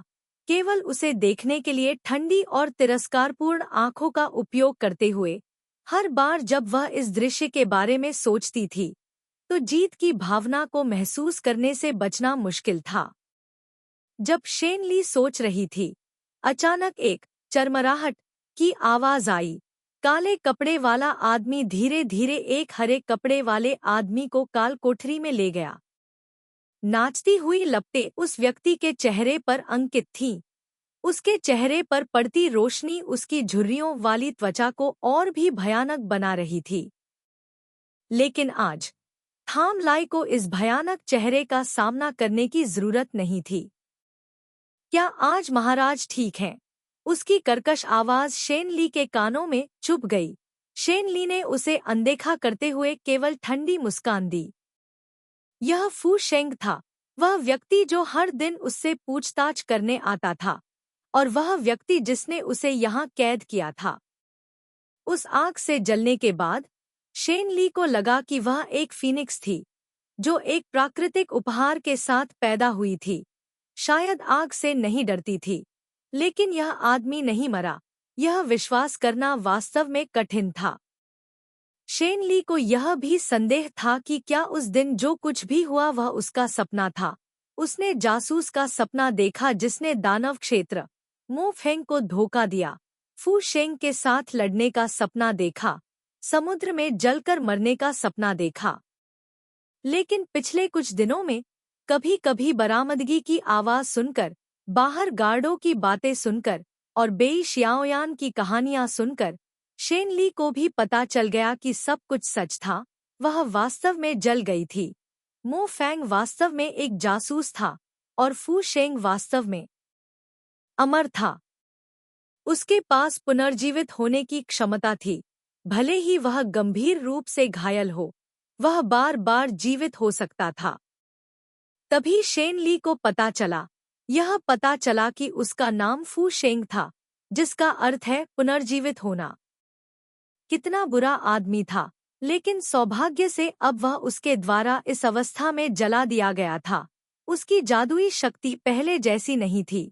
उन राक्षसों को उसके द्वारा लगभग जलाकर राख कर दिया गया था। यहाँ तक कि मो फैंग का ठिकाना भी अज्ञात था। यह कहा जा सकता था कि उन्हें भारी नुकसान हुआ था। अस्थायी रूप से कुछ भी जल्दबाजी में करने में असमर्थ, कम से कम इसने दानव क्षेत्र को फिर से बनाने का मौका दिया। अगर वे स्वर्गीय क्षेत्र की सेना के साथ घनिष्ठ संबंध बनाने के लिए इस अवसर का लाभ उठा सकते थे, तो कोई फर्क नहीं पड़ता कि स्वर्गीय क्षेत्र के सैनिक कितने बेकार थे। फिर दानव कबीले के सेनापति भी उनके जादुई हथियारों को चुराकर उनका इस्तेमाल कर सकते थे। उनकी युद्ध शक्ति कम से कम 10 गुना बढ़ जाती अगर वह वापस आ सकती। उसकी कलाई से एक दर्द आया जिसने शेन ली की कल्पना को काट दिया। भले ही शेन ली इसे सहन कर सकती थी, लेकिन इस समय वह अपने दिल को छेदने वाले दर्द से पीड़ित थी और भौहें सिकोड़ रही थी। शेन ली की कलाई और टखनों को खींचने वाली काली लोहे की जंजीर को किसी ने खटखटाया। उसकी हड्डियों में चुभने वाली लोहे की कीलें हिल गईं। इतना छोटा कंपन, लेकिन इसने हिंसक झटकों से ज्यादा उसके दिमाग को पीड़ा दी। उसे खुजली महसूस हुई लेकिन खुजलाने में असमर्थ, दर्द हुआ लेकिन रोकने में असमर्थ। अगर वह वापस जा सकती। शेन ली ने अपने दांत पीस लिए, खुजली और दर्द को सहते हुए। उसका दिल बस यही कह रहा था कि वह शायद वापस नहीं जा पाएगी। अब वह बस यही चाहती थी कि फू शेंग उसे हर दिन और भी ज्यादा क्रूरता से सताए, ताकि वह जल्दी मर जाए, खुद को इस पीड़ा से मुक्त करे और सब कुछ खत्म कर दे। फिर किसी ने शेन ली की आंखों में बहुत तेज रोशनी डाली और किसी और ने उसके कान के पास पटाखे जलाए। विस्फोट की आवाज सुनकर शेन ली ने अनजाने में अपना सिर झुका लिया। फू शेंग ने जोर से हंसते हुए कहा, मुझे लगता है कि आज मेरी सुनने की शक्ति और स्पर्श की शक्ति ठीक हो गई है। आवाज भी सुनने में आसान है। तो आज क्या महामहिम फीनिक्स फायर पर्ल को सौंपने की योजना बना रहे हैं? यह सवाल फिर से।